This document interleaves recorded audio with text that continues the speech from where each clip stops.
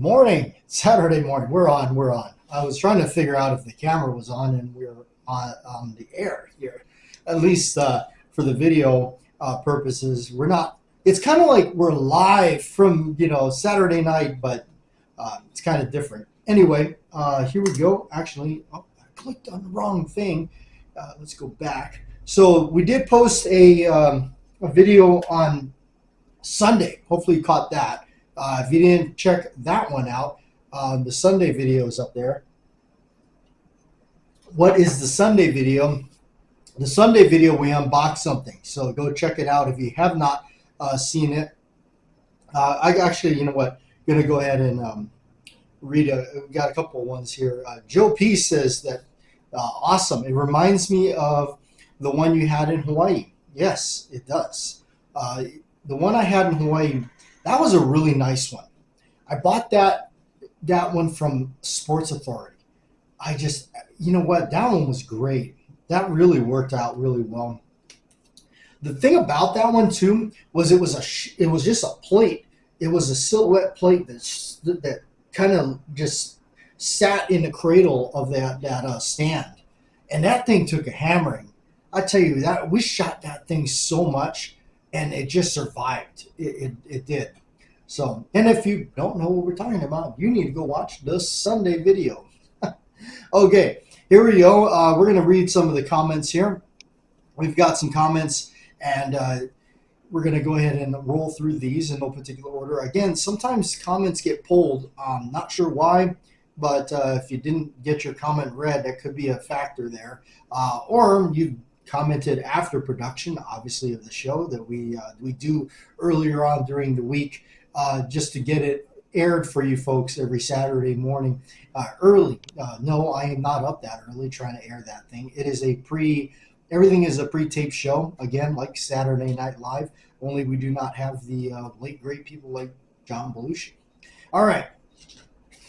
Here we go. We got James Bell says, good morning, JW. I always look forward to these Saturday morning shows. I like the sweater, getting Freddy Krueger vibes. Yes, that Freddy Krueger sweater I've had for years.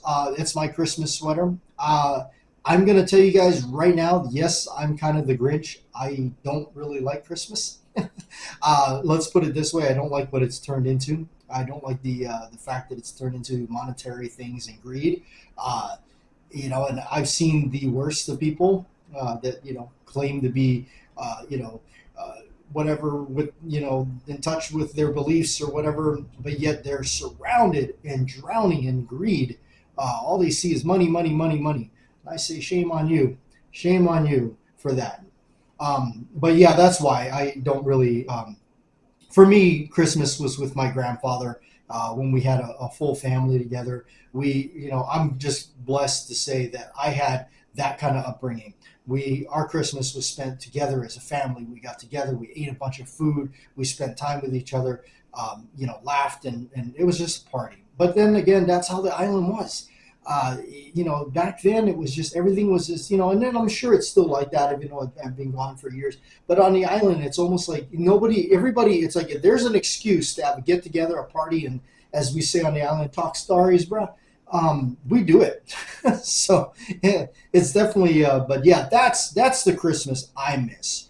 Unfortunately, now you've got people that are driven by, greed and that money and all that kind of stuff, which is really, really sad.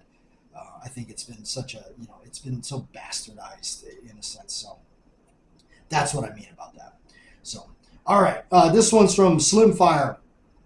Good morning, JW, and another awesome radio talk show. We appreciate that. We always appreciate you coming around, Slim. With a lot of great comments. My wife has a Ruger Mark IV 2245 with the tandem cross halo charging ring to make it easier to pull back the slide.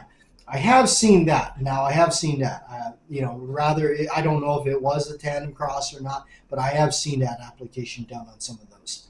They make a lot of great products for Ruger handguns. I hope you can save up and get that new Model 29. That would make a great video. Thanks, Slim.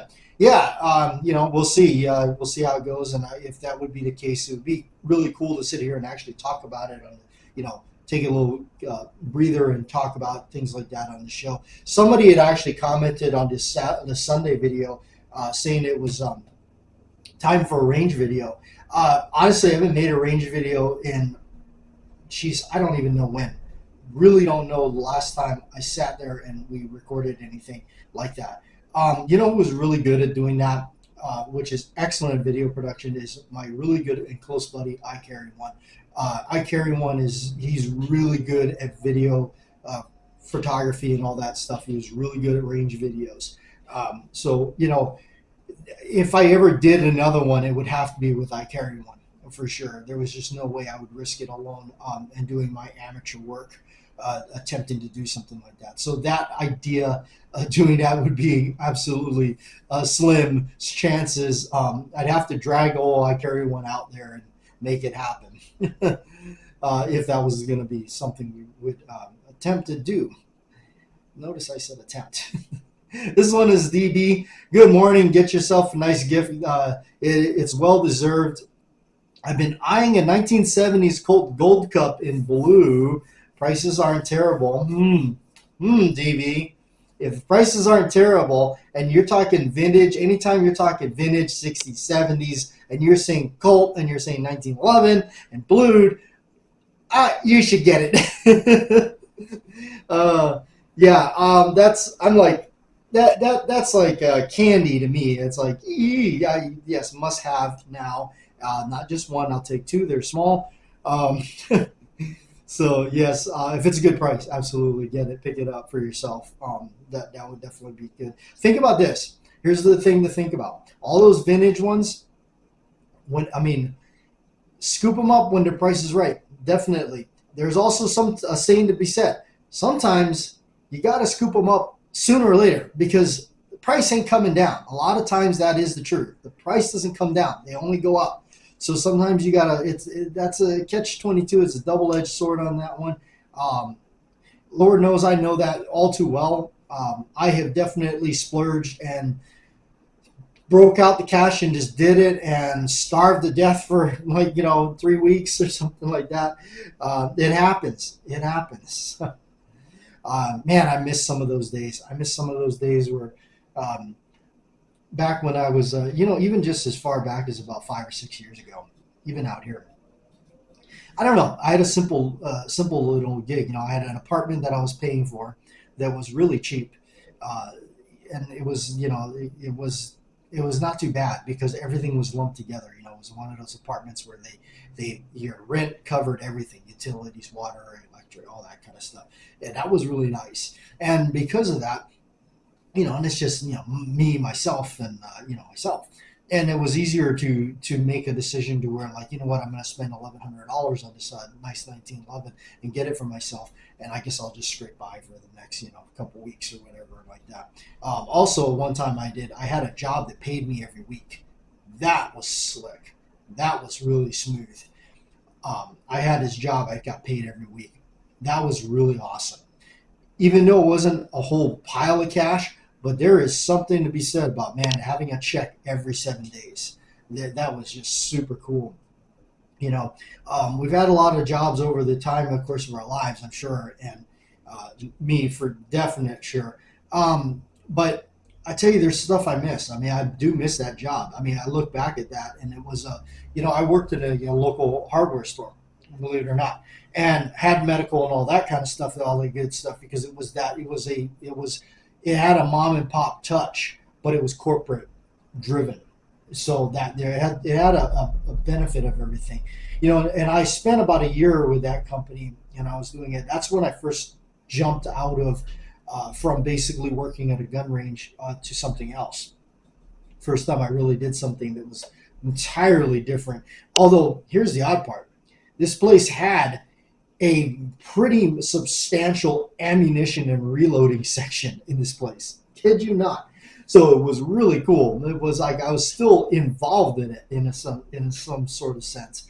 But I had a lot of fun with that. I left that job, and I'm going to be totally honest with you. I wish I hadn't.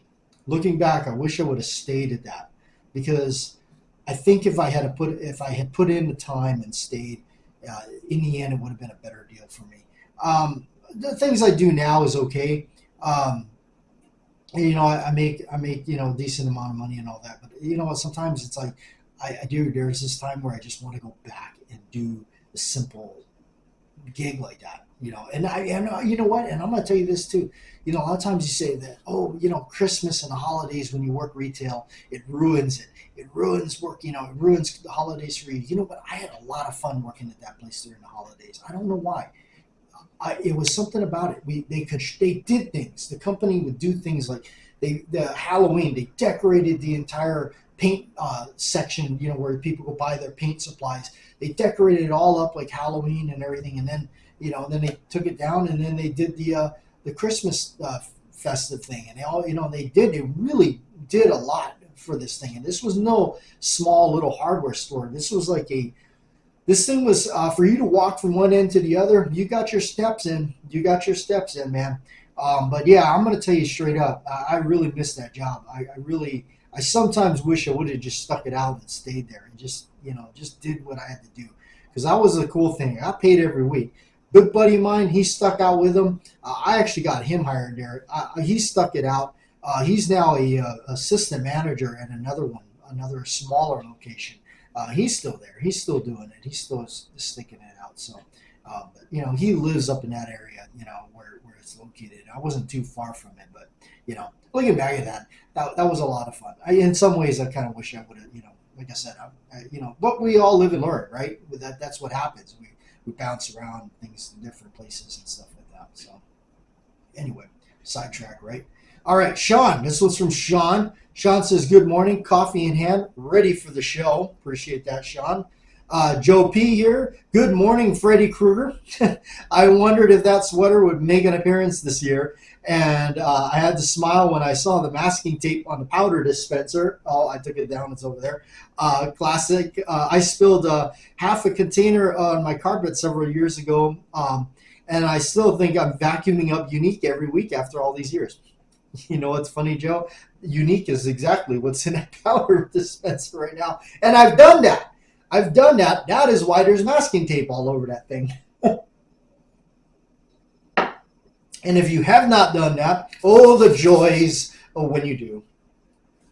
All right.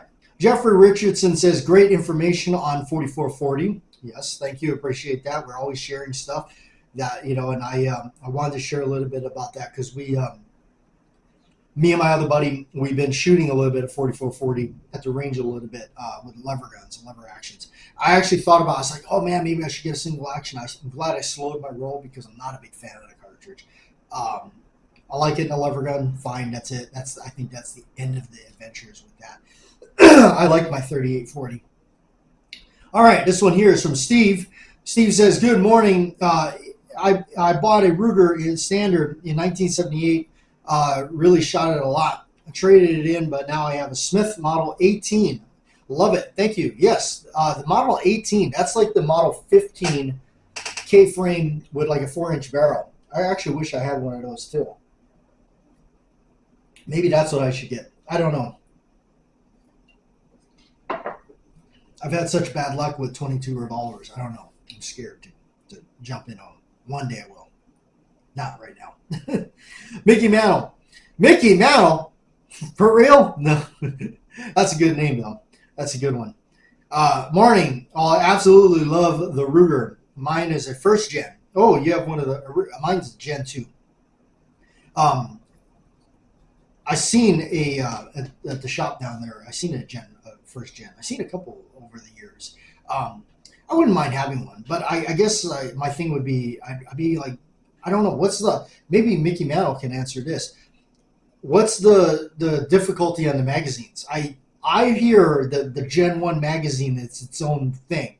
And you cannot use like a Gen 2 magazine or something. Correct me, I don't know. But that's what I heard. Because it's got like a silver bottom, like a silver foot, and it holds like 9 rounds or something. They definitely are a little tricky to reassemble. Great shooting. Have a great weekend. Yes, I appreciate that. Yes, they are a little tricky to reassemble, disassemble. There's the steps. You have to follow the steps precisely. You can't do what I like to do and just goof on things and just kind of haphazardly do it. Because I've always said I'm not a gunsmith. I'm an adventurous person with a screwdriver. But yeah, you have to follow it definitely to a T. It's like baking. You cannot just start making stuff up or it won't turn out good. All right. Mike says, hello, JW. I've been enjoying the show. We appreciate you, the fact that you have been enjoying the show and sticking around. I've been carrying my new Anaconda 44 a lot since I bought it. I noticed a few days ago that the rear sight blade and carrier was gone. Oh, shoot. Um, I never touched the windage lock on it. It was tightened at the factory. So lesson here to us, tighten the windage lock and maybe Loctite it. I'm pretty sure this was also the same rear sight as the Python. You're probably right. I do check mine. Mine have not moved, but then again, I did wrench down my little set screw. There's a set screw on top of there. I wrenched mine down. Loctite's not a bad idea. Now that you say that, I may actually go back through and do that. So anyway, I had a replacement Wilson rear sight on hand anyway, so it wasn't too much of a problem for me. But that being said, I'm loving the new Anaconda. Best wishes from Montana. That's from Mike. Everybody, if you do have one of those new ones, keep that in mind. I'm glad you shared that, Mike. I'm going to definitely, I tightened mine down. I'm definitely going to take a look at and keep an eye on that because I have no intention of replacing it. I just want to rock what's on there. I'm not going to pour any more money into it. I replaced my grips. That was money enough. I'm not, you guys know I'm a Wilson Combat fan all the way. I wish his sights were cheaper. I wish some of that stuff was cheaper. I really do. I don't recall exactly how much it was, but I did see those sights. No doubt they're excellent as everything he does, which I just wish they were a little easier on the pocketbook. All right, JW. This is from JW. I used Ballistol on my Leatherman Wave original design because it was sticking the blades together, and I needed to get a can opener blade out. Might have used WD-40, but I have it in a bit too large of a dispenser, gallon can, and 40-ounce spray bottle that is stored outside. Both products are great. Yes, WD-40 has its place. I know that I've seen things like the guys from Brownells and stuff. They're like, WD-40 and all that. WD-40 has its place. We all know what water displacement formula 40. WD-40 has its places. It's not a bad product to have on hand, and it works in certain things. In some things it doesn't, but having it on hand, and obviously JW here has quite a bit of it on hand. He's got another response regarding the 29. If it has recesses in the cylinder or pin locking the barrel and the frame together, grab it. If not, you may feel that you are screwed. The barrels are shortened from 6.5 to 6, and I found that distracting since the original Dirty Harry version in the mid-70s was one of my biggest regrets selling a 4-inch model because it was too pretty to holster. And replacing it with my 629 knock-around carry gun. Yes, you're absolutely right. The 620 or the Model 29 with the pin barrel and the recessed cylinder, 6.5 barrel length is obviously, if you're in the Dirty Harry, that's the gun. It's a -2. I've got them. They're collector's items for me. If I take them out, it's usually to run 44 special. I've never shot magnums in the ones I got. I know, back to that thing that, like Scotsman says, we white glove nothing, shoot everything. I have shot them. I do shoot them, but I kind of keep them nice. So it's kind of odd. The whole point of me getting the Model 29 is actually purposely I do not want a vintage one. I want the new one. I want the new one that's like whatever it is. I think it's -10 or something like that. That's the one I want. Specifically for it being a range gun for me that I could take and and I can run magnums if I want to, and it's a shooter. I want it to be a shooter. So like same with my 1911s. If I run a Colt 45, I got my new one. I run that one more than any of the other ones. Every now and then I break out one of those Mark IV Series 70s and I run that just for fun. if I want to play Casey Ryback or something. But yeah, that's the whole point. But yeah, I get what you're saying, definitely. And yeah, at some point they did shorten that to a 6 inch. He's right. I have a -3 that's shortened to a 6 inch. I keep that one. That gun's sentimental because it's my very first Magnum, my very first Model 29. I have an obsession with Model 29s. It's always been like that for me. They're like Colt 1911s. I can always justify buying another one. So anyway, yeah, but I get it. Yeah, but at some point, and I've seen -2s, late 70s guns with the 6 inch barrel. Not sure what the heck was going on there, but they did. They hacked off that half an inch, and boy, it does make a difference. You can tell. So there is a lot to be said there. But thank you for sharing that information, JW. Again, I love that kind of stuff here in the show when people are sharing that kind of stuff where maybe not everybody knows that yes, at some point they shorten that barrel by ½ inch or whatnot. And maybe somebody doesn't even know what they meant by pin barreled and recessed cylinders, -2 and all that kind of stuff. So but yeah, anyway, good stuff. All right, this one's from Warren. Hi, Bat Jack. How have you been? And I hope you're well. I am. Thank you, Warren. Those first 5 Seagal films are one reason why I like 1911s. Enjoy your week. We were just saying, yes, absolutely. Those first handful of Seagal films, man, I tell you, if that doesn't make you like a 1911, I don't know what will. There's excellent stuff there. So, all right. Anyway, also, if you did not see the Sunday video, please go check that out where we unbox a Mike Gibson by MGM Targets, one of their steel poppers. We did take it out. Little update on that. Works well. We shot everything at it that I could think of. The 4440 lever gun really rocks it good. Sets it down pretty hard.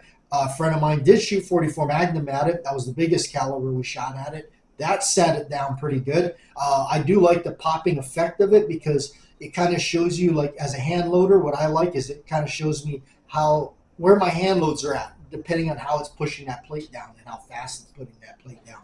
So I do like that. A little something else to share with you guys. If you're kind of wanting to make your gun your blued guns a little bit more nice and shiny, I actually learned this from another YouTuber. This was not my idea. I learned it while he was doing it to a Colt Python. Car wax, people. Yes, car wax. I went on Amazon and picked this up. I think this was like $7. This is McGuire's or whatever. Carnauba wax, just a polish, protect and shine. So it does have the wax in there and everything. So this is something that I keep usually on hand. But wanted to share that with you. If you kind of wanted to give your blued gun a little bit of extra niceness, you run that through it. If you're picking up one of those new blued Pythons on the market, take a nice little rag or something like this and just kind of give it a once over. In fact, since I brought out Uncle Milton's gun here. Oh, look at that. I got it all over the wooden table here. Just dab it on like you would your car and just kind of, give it a nice once over. Look at that.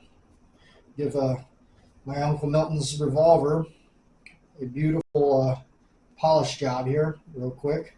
It's an aluminum frame, so look at that vintage cold bluing, I tell you, man. Yes, look at that. Nice and shiny. This is my Uncle Milton's gun. Some of you probably saw the video on it. It made its appearance as a thumbnail in one of the other previous, the Sunday video made appearance as a thumbnail. This is the one that my uncle gave to me before I left the island. We were drinking iced tea out on these, as we call it on the island, Lanai. And we were just sitting there in the afternoon drinking iced tea, watching the birds and stuff like that. Boy, do I miss those days. I'd give anything to do that with him one more time. I'd give anything to just do any kind of project with him or an adventure with him one more time. That's why I did it so much. I'm glad because during that time I took an extra day off from work. I was actually only working about 4 days a week. So I had 3 days during the week, right there smack in the middle. I had 3 days, and I spent those 3 days with him. doing all kinds of stuff, going places, doing things, and all that. And I do not regret a single moment of that. I'm glad I did that. Once again, spending time with family and everything like that, it's truly what it's about in life. And I tell you, when you don't do it, it's amazing how much it's so quick how you can look back at it and just think, God, it just moves so fast. I remember all that stuff, hanging out with him and doing things with him like it was last weekend. I really do. And then just to think, look at how much time has passed. I've been gone from the island for almost 10 years, and thinking that all the people that I just knew, so many people that literally passed away. It's crazy. It's really crazy to think that. Even friends I got now, are not doing good. Some of them aren't doing good. Some of them, and it's a scary thought, And I'd say, you know what, spend as much time as you can with people, because they're not going to be around forever. So anyway, we're sitting there, and I've always liked this thing, and he gave it to me as a parting gift. And anyway, how I first saw this, we start going shooting together. Oh boy, their sirens are just going, aren't they? Anyway, we were going shooting, and we started shooting together, and he brought this out, and I remember seeing it. He took it out of the bag, and I said, "Is that a Colt?" And he goes, "Yeah, it's a," I forget how he said he got it, but he had it. And I couldn't believe, I'm watching him open it up, and he's putting these rounds in there, and he had a Ziploc bag of, who knew what those were? They were like, some of them looked like semi-wad cutters, and I'm looking at some of the back of the head stamps, and some of them say 38 plus B, and I'm cringing like, you're destroying a historical firearm, quit shooting it. And he's sitting there, and he's just shooting it, bang, bang, bang, and he's like, I hate shooting this thing, I hate shooting this thing, it hurts my hand. And I'm just going, stop shooting it, stop shooting it. And I was looking at it, going, oh my gosh, this is a Colt, and so I always told him, I said, you should sell that to me. You should quit shooting it. So he goes, I know, but I like, so he put it back in his bag. And I used to always hit him up and tell him, Uncle, you need to sell me that Colt, so he knew I really liked it. And, I'm a Colt fanatic, and he knew that. He definitely knew that. And, he liked having it around. I think he may have liked having it around because it was a small little house gun or something like that. He used to also be a fisherman, and he had an old 38 that he had on his boat. Boy, that thing got ruined. But yeah, he used to be a fisherman. He used to fish all the time. He was just, but this back when I started hanging out with him, I had no idea he was into firearms, and he was going out and shooting and stuff like that. So I'm glad I got a little bit knowledge on that. So anyway, needless to say, that afternoon, we were sitting there drinking iced tea, and I had already set on packing my bags and heading on off to the mainland. And so he came back out. He goes, I'll be right back. So he came back out with the zipper pouch, and he threw it on the table. And he goes, make sure when you go, you take that with you. And I said, what's this? And he goes, a little gift for you. And I opened it up, and this gun was in it. And I said, I can't take that from you. Let me buy it from you or something. I said, but I can't take that from you. He goes, no, that's your gift. He goes, you take it. You're the Colt guy, and you'll like it and you'll enjoy it. And I kind of said, I can't, just take that from you. And he said, what are you going to do? Throw this in my casket? But that was him. That was my Uncle Milton. That was the kind of humor that he had. He was, he's pretty blunt about things like that. So.